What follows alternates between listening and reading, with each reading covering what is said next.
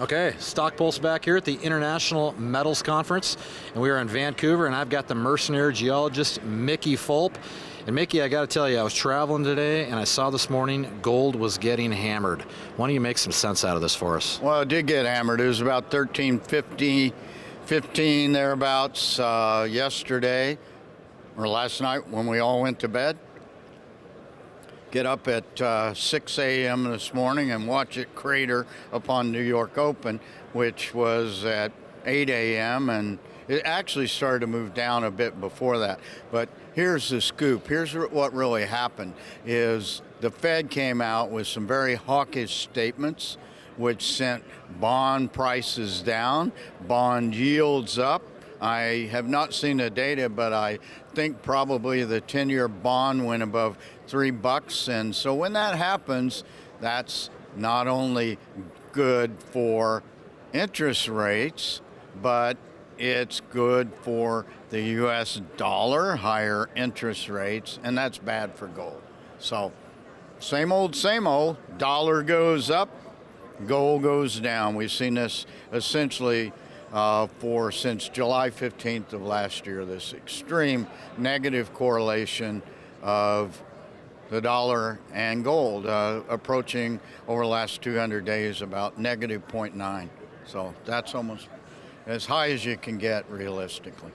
And obviously we've been talking about this for a while, this cycle we're in up and down. Is anything going to change the dynamics here? Are we just going to be in the same? Well, I don't know. That's a great question. You know, I gave a talk today, will gold break out? How, why, and when? And I don't have any answers for it. Here's what I do know. We're coming into the low season for demand of gold, and usually gold will establish, if not a seasonal low, and sometimes a yearly low in July and August. At 1294 or whatever it was as we speak, whatever it is as we speak, that's the year low for gold. We haven't seen that since late December. So gold is in negative territory for 2018 now. And certainly not heading into a very strong part of the year. No, that's the point, yep. So what's going to change it? When everybody comes back to work after Labor Day and we get more interest in the market, and then we have the Indian wedding and festival seasons, and that's a high demand time for gold, followed by what Frank Holmes calls the love trade, which is from mid-November to early December, when we're all buying some sort of gold bauble for our significant others. What's got you interested in these markets? Gold companies in the western U.S., they're beaten down right now, and I'm a contrarian, so I'm always picking away at some specific new gold projects in the western U.S. Yeah, and certainly we have a shortage of good ones. Yeah, well, we've got some good ones coming on.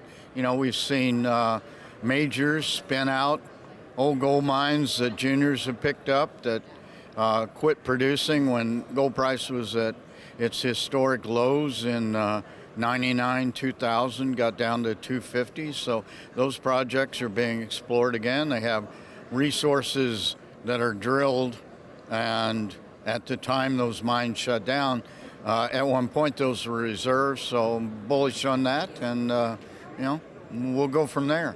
Pick out stocks when they're beaten down. That's when we want to buy. And this is the time of year to do it, so I imagine you got a busy summer here, huh? I do. Lots of field exams. I was in New York last week at Mines and Money. I'm here at the Cambridge House Show once again here in May. I'll be speaking at Sprott in late July, mid to late July, and then lots of field exams this summer. Really concentrated for the most part in the western U.S., perhaps Alaska, take a little jaunt up in the Yukon, et cetera, et cetera. Okay, there you have it. The mercenary geologist, Mickey Fulp. Appreciate the time, Mickey. Thanks a lot, Rob. Always my pleasure.